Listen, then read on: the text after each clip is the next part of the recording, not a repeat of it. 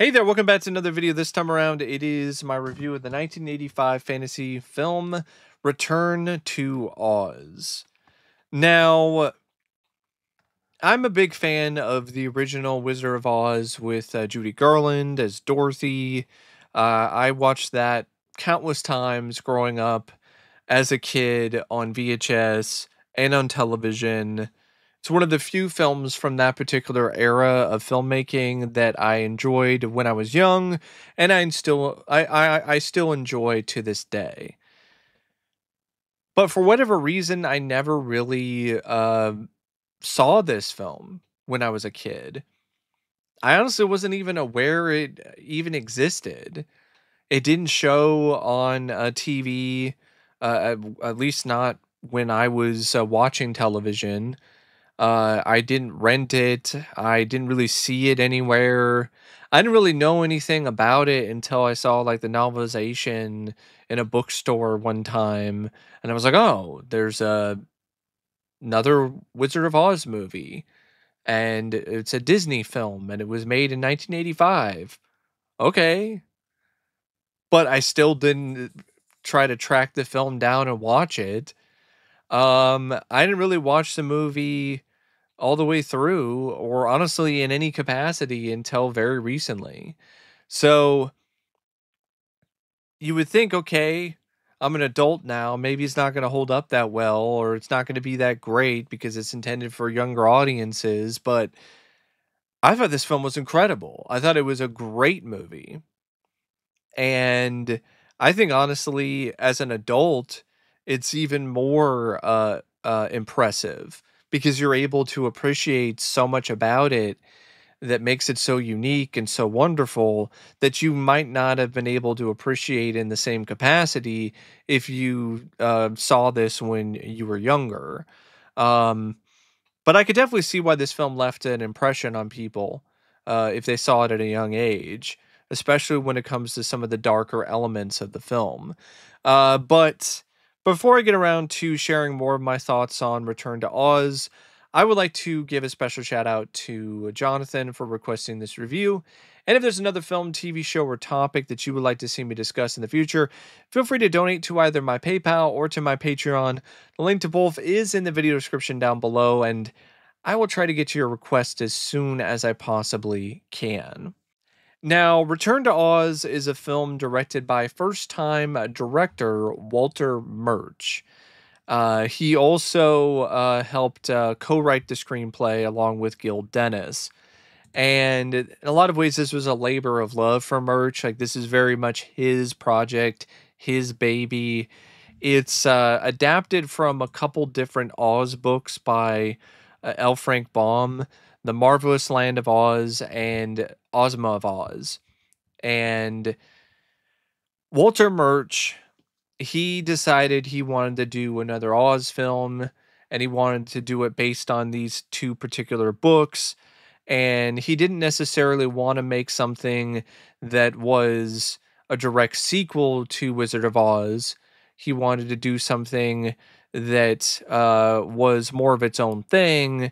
But because of the popularity of Wizard of Oz, specifically the 30s film, he had to throw in a few things to kind of connect it to it loosely, like the ruby slippers and some other elements.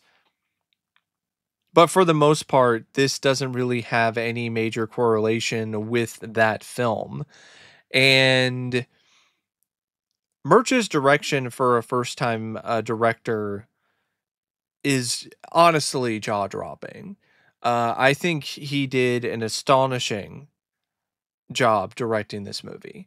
This film features some incredible, just awe inspiring and amazing direction. The shot selection is impeccable. The framing is genuinely great. The wide shots in this are wonderful. They really are some of the best that you will ever see in a fantasy film or just in a film from this particular year in 1985. The way that he showcases the film's lavish and just luxurious sets is splendid and genuinely spectacular. the way that he also showcases the visual effects sequences or the puppet work or the other larger than life aspects of the movie, the fantastical elements of it is equally as stupendous as anything else that he did when it comes to the direction with those other sequences. This is a tour de force from a director, and it's in a lot of ways him giving the middle finger to Disney, because Disney, they almost fired him. They thought that he was taking too long in terms of setting his shots up, and he actually got some good words or a little bit of blackmail from some well-known people in the industry at the time, like George Lucas, who were actual friends of Murch's. Like Steven Spielberg and Lucas, like they were actually friends of his and colleagues, and they stood up for him. And as a result, Disney relented, backed off, let him finish the movie, do whatever he wanted with it, and he actually finished the film on time. It went a little over budget, but that wasn't necessarily his fault. It was due to some other factors, but he finished the film on time. So it isn't one of those things where, oh, he took too long and it was going to go over the allotted time for the shoot. No, he finished it on time, but it still didn't ultimately lead to a lot of praise when it comes to Murch's work in the film, because of the fact that the movie underperformed in the box office. And it really wasn't until many, many years later when this film got a pretty significant cult following from people who grew up with it when they saw it when they were kids on VHS and on television, that Murch's work in this really did get the treatment that it deserves.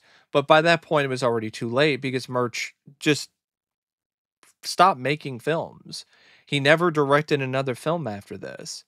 And when you see his talent in this film, when you see it on display, when you see it being showcased in every frame in this movie, it really does seem like it's a massive missed opportunity for film fans to see another film by this visionary filmmaker. This man was just absolutely mesmerizing when it comes to his direction in this and his ability to just bring this fantastical world of Oz to life in a way that was both dark and magical and beautiful, and something that was genuinely unique and just incredible from a filmmaking standpoint, with the pans and the zooms and the camera angles and all of the different techniques that he employed when it comes to directing this particular film. Honestly, I think it was genuinely Oscar worthy. That's how great his direction was in Return to Oz. And when you see what he did here and you see that it just wasn't that well received and he was almost fired from the production by Disney, it's honestly something that's a bit painful. Like it pains you because you're like, man, like he deserves so much better than this, because this is just fantastic. This is phenomenal. The screenplay, in my opinion, by Murch and Gil Dennis is also really good. It takes a couple different elements here and there from a couple Oz books and then combines them together into, in my opinion, a really satisfying whole. It starts out, I think, like a few months or maybe a year or two. I think it's more like a year after the events of Wizard of Oz. So this is after Dorothy is back home in Kansas, and she's lost her ruby red slippers. She's back home, and she's having a hard time sleeping and just having a hard time in general because she misses Oz. She sees a shooting star one night.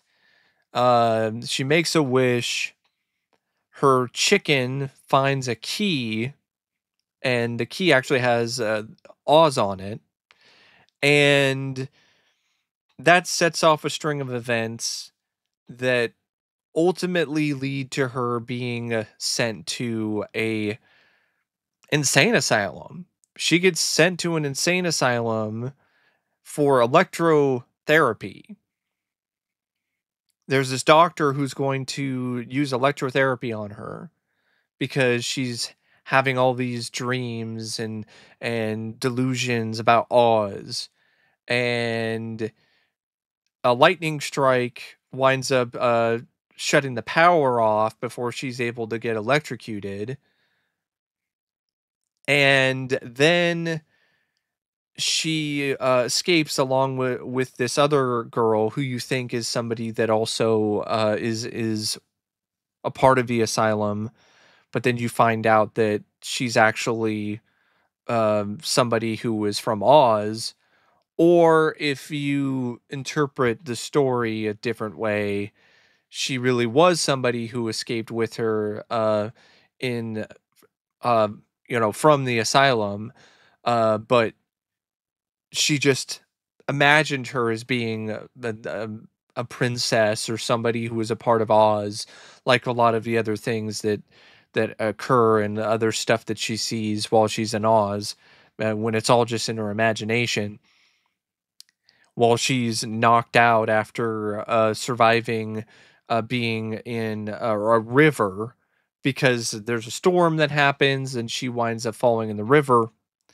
And when she falls in the river, she wakes up and now she's back in Oz. But Oz is not what it once was. The Emerald City is dilapidated and broken down.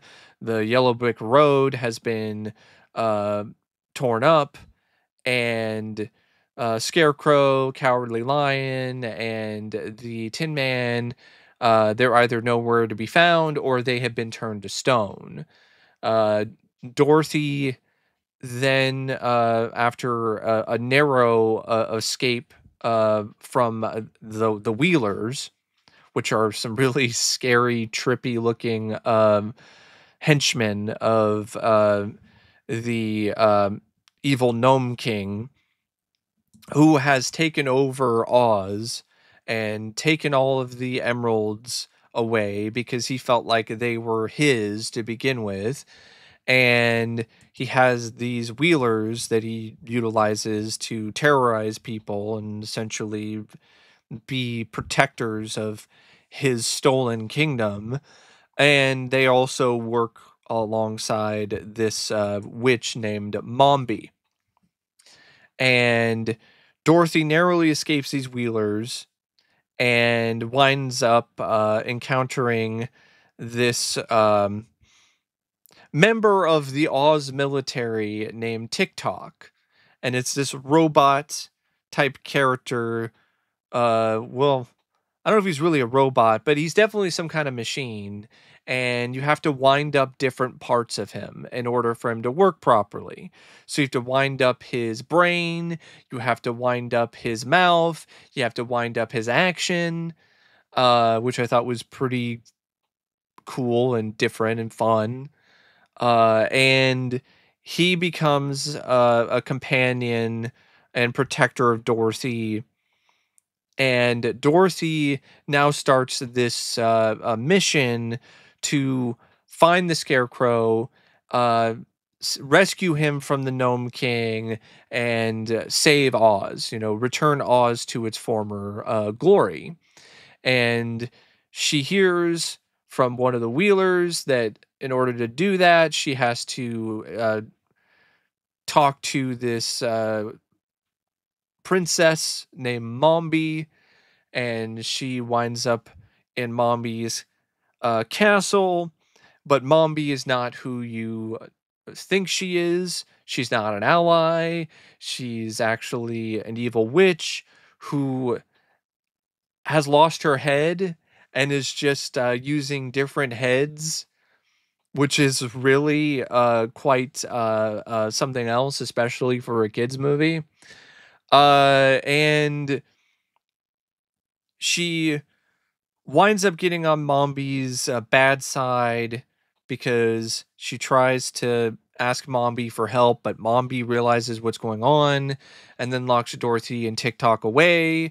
But that's where they run into this pumpkin man named Jack Pumpkinhead, and uh, he's alive. And so they use his alive status, him being alive and the knowledge that he has to be able to get the information that Mombi has this powder that can make things alive, which is what was used to bring Pumpkinhead to life, and they can use that to escape. So Dorothy, along with her other friends, her other pals, Pumpkinhead and TikTok, they form a plan to be able to uh, steal the key to the case that has the powder in it from the Queen Mombi, and then uh, use it to bring a sofa to life so they can escape. And they barely are able to do that before Mombi gets to them, and they bring the sofa to life with this. It's in a lot of ways it's like a moose head, and so they bring this sofa to life in trying to remember what the name of the thing was.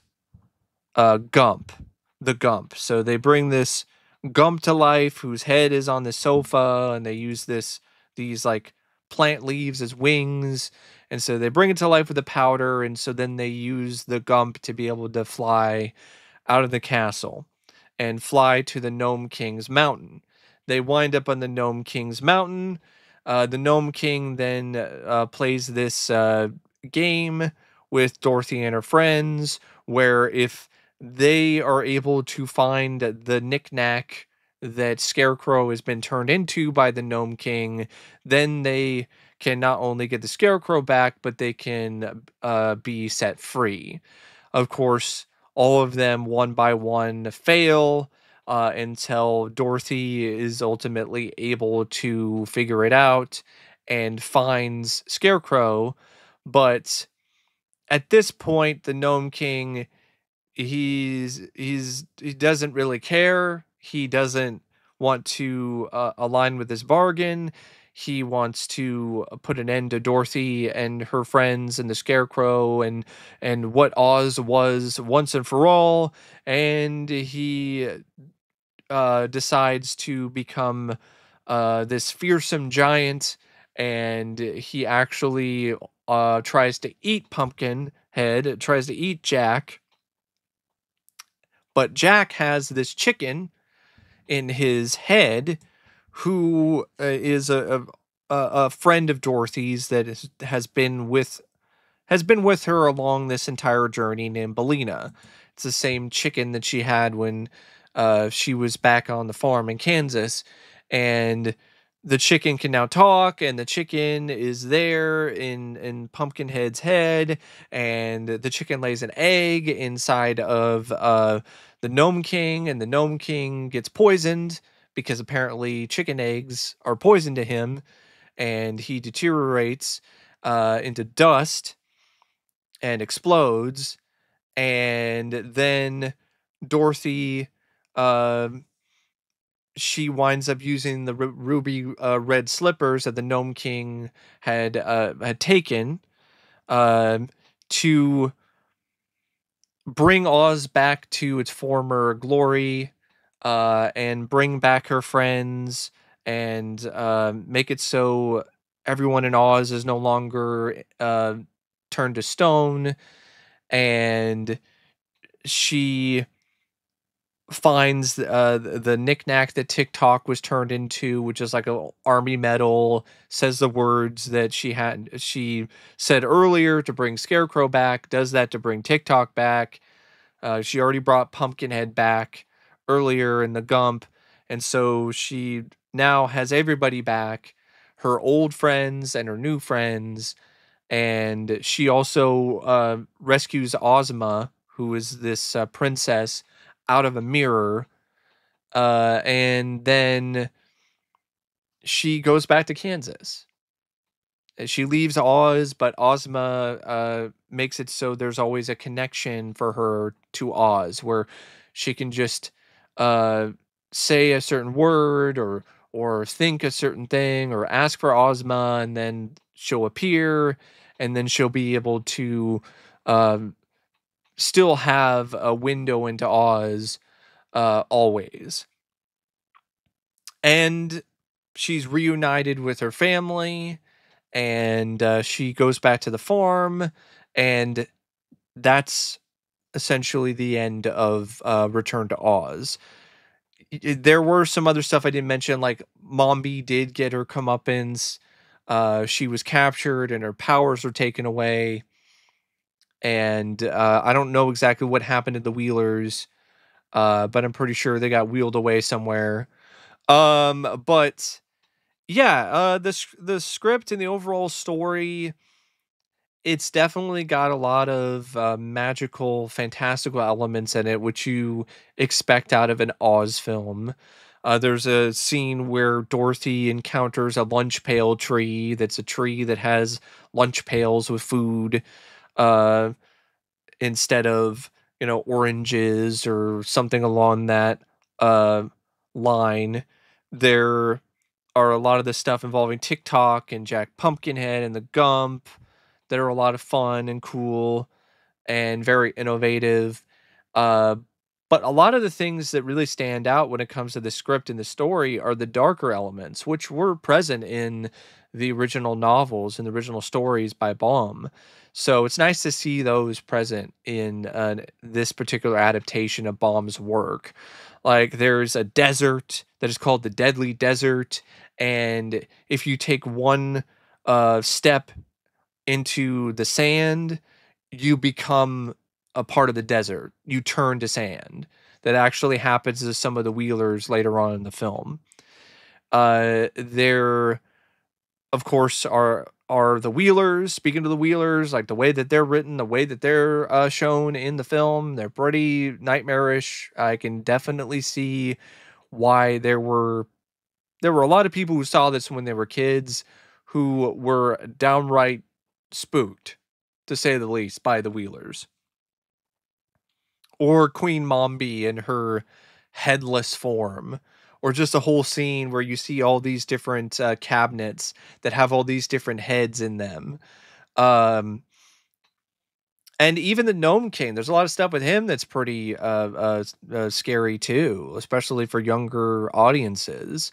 This just massive, fearsome giant that's got this massive jaw that opens up, and he's got the ability to essentially create hellfire. He's trying to, eat Jack Pumpkinhead. And he has these other I don't know if they're versions of himself, but extensions of himself that look like demonic gargoyles. So there's a lot of stuff involving that character that's also pretty intense as well. And you also have the more intense elements that tie into like the real world. Just the fact that Dorothy is sent away to this institution of sorts and is going to be subjected to electrotherapy. Like this is some pretty heavy, dark stuff for a Disney film. But I think that's also something that really helps this screenplay and this overall story stand out from other Oz adaptations or other fantasy films for younger audiences or all ages. Um, and I think that's a big reason why a lot of people still like it or love the film to this day is because of those darker elements. Also, there are some things that actually tied into Halloween because this entire story takes place around the time of Halloween. And that's why you have Jack Pumpkinhead, who, yes, according to Tim Burton, was an inspiration for Jack Skellington in Nightmare Before Christmas. So a lot of ways he kind of is the father of Jack Skellington. But yeah, there's just a lot of things that I really liked about this script. The only things that I felt were honestly a bit lacking when it comes to the screenplay is maybe a bit better sense of humor. Like, I didn't really find it to be that funny most of the time, and I think that some actual genuine funny bits of comedy, I think that would have helped in terms of making it not as pitch black dark at times. Also, I think that maybe like one action set piece or something would have been nice to have seen. There really aren't a lot of those kind of things, and would have liked to have seen maybe at least like one extra action set piece to kind of help the pacing a little bit. But other than that, like, I really don't have any major issues with the screenplay. I think the dialogue is strong. I think the overall story is, in my opinion, pretty engaging, especially once Dorothy returns to Oz. And the stakes seem relatively high. And there are some elements that genuinely do provide some real tension when it comes to the way the story unfolds. And I do think the villains are effectively menacing and definitely do feel like a threat to Dorothy and her friends. And yeah, it's just one of those screenplays that I think really works. I really do. I think it works very well for what it is. Now, the film features a mix of different kinds of cast members. So you have live action actors as well as voice actors. So the live action cast is headlined by Fairuza Balk, who makes her acting debut here as Dorothy. She won the role out of like, I think it was like hundreds of young actresses who were auditioning for it. And she is amazing in this. For a first time actor, especially for a young actor, she was like 10 years old when she did this. This is a difficult role because of a lot of the different nuances and the different emotions that Dorothy goes through throughout this film. And she nailed it. She was just really something special. She effectively conveyed the cute nature of the character, you know, the carefree nature of Dorothy. But she also did a good job when it comes to showing Dorothy being stoic, Dorothy being heroic, and also moments where Dorothy is upset and emotionally distraught and thinking that she's not going to be able to save her friends, or she's not going to be able to succeed when it comes to saving Oz or herself. And it was just a really a strong performance by a young actress. Um, Nicole Williamson, or Nicole Williamson, he plays the doctor who's trying to do electrotherapy on Dorothy, and he also plays the Gnome King. You have Jean Marsh, who plays the Nurse Wilson, who works for Dr. Worley. She also plays Mombi.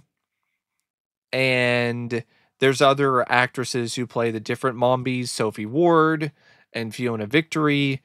Piper Laurie plays Dorothy's mom, or Dorothy's aunt, a mother figure, Aunt M, in honestly a role that she's pretty unrecognizable in, because a lot of roles that Piper Laurie does, she plays more intense sort of characters.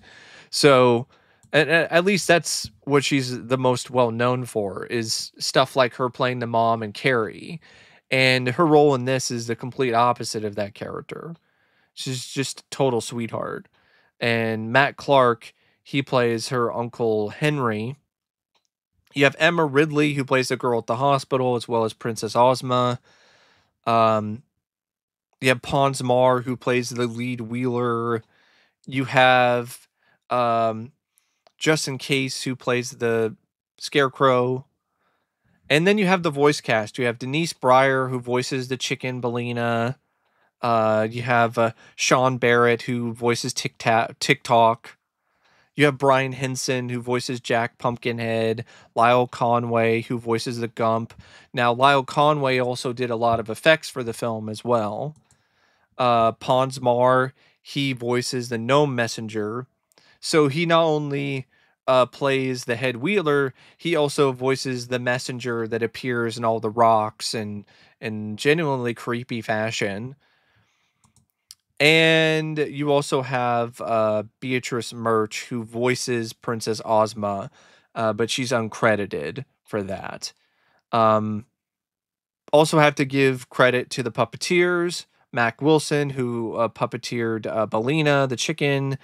I mean, that effect was so convincing that there were a lot of shots where I couldn't even tell that it was a puppet. And I was not the only one, because there was a lot of people who worked on the movie or were on set who couldn't tell the difference either between the chicken puppet and the real chickens. Timothy D. Rose, who was the head operator for TikTok, and Michael Sundin, who was the in-suit performer. Brian Henson, who not only voiced Jack Pumpkinhead, but was also the head operator for Jack Pumpkinhead, and Stuart Lorange, who was a body performer for Jack. Lyle Conway, who and Steve Norrington, who were the Gump. Deep Roy as the Tin Man, and John Alexander as the Cowardly Lion. Now, cast, in my opinion, for an Oz movie was awesome. Just everybody involved did some really great, really strong work. The cinematography by David Watkin and an uncredited Freddie Francis is gorgeous. It's absolutely scrumptious to look at. It is just a really special film in terms of just the whole look of it, and it just looks great. And it's got some really excellent editing as well by Leslie Hodgson. And the score by David Shire is simply spectacular. It's a stupendous, just fantastic score. Really exemplifies all of the great elements of the film and then some. It's soaring when it needs to be. It's got sweeping, epic notes to it. It's menacing and mysterious at points, but it's also genuinely beautiful. It's a dark, beautiful, epic score that just fits the film perfectly. And I definitely have to give a lot of credit to Lyle Conway for the puppeteer work and all of the other people that were involved with the visual effects and were responsible for bringing this vision of Oz to life, and the production design and the art direction, which is also astounding. So yeah, it definitely is a film too where the budget, which was a pretty high budget at the time of 28 million, is on the screen, and it is very evident that there was a lot of money put into this for the effects, for the sets, for the matte paintings, for all of the other different elements of the movie. And you could definitely see the passion from everybody involved when it comes to creating this film. Nobody is half-assing it. Nobody is giving anything but their all for this film. And I think that's a big part of why it's endured for all these years. It even received an Oscar nomination for best visual effects. It lost, though, for some reason to Cocoon, which I don't really understand. Cocoon has some good visual effects, but they're kind of limited in terms of their scope. Return to Oz, on the other hand, has this massive scope when it comes to its visual effects, and I don't know why it lost out to Cocoon of all things. But then again, I don't know why this film flopped to begin with. I genuinely do feel it has all the makings and all the elements of a genuine hit. But what happened was, despite the $6 million that Disney spent on it for marketing, including setting up an entire float at the Disneyland parade, it wasn't really a film that ultimately had a lot of faith in it by the new regime at Disney. So the old regime at Disney, who did a lot of these dark, uh, honestly, adult kids movies, uh, when it comes to the live action projects for the company, like Something Wicked This Way Comes, and Watcher in the Woods. That regime was replaced by a new regime, and they didn't really have that much faith in Return to Oz. So there was a lot of money that was spent on it by the previous regime, but once the new regime came in and the film was about to come out, they just didn't market it at all. Like they didn't do much at all in terms of really marketing it, in terms of trailers and advertisements and stuff like that. They just stopped whatever blitz that the previous regime was going to do right in its tracks because they didn't really have any faith in the film. And also they released it at a point in time which was just really terrible. There was way too much competition in terms of what was coming out in theaters at that time, and it just got steamrolled by all these other films. So I really feel it should have been released at a different point in the year, and it should have been marketed better. Definitely not marketed as a direct sequel to Wizard of Oz. In some ways, it is a continuation of that film, but in other ways, it's not. In fact, for the most part, it isn't. And it definitely doesn't have the same kind of tone, and it's not a musical. The 30s Wizard of Oz is very much a musical. This is not a musical.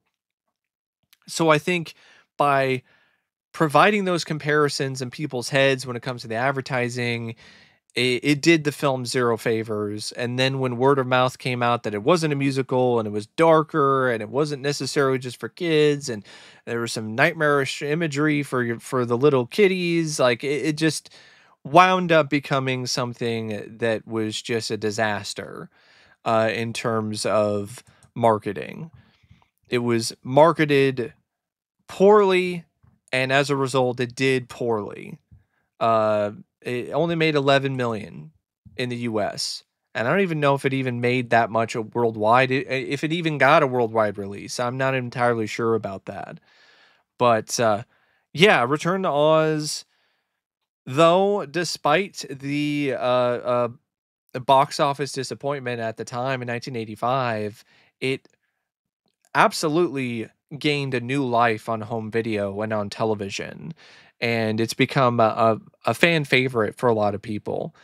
Some people even consider it to be superior to the 1930s film, and I could definitely see why. But anyway, that's my thoughts on Return to Oz. And until next time, I'll see you later. See ya.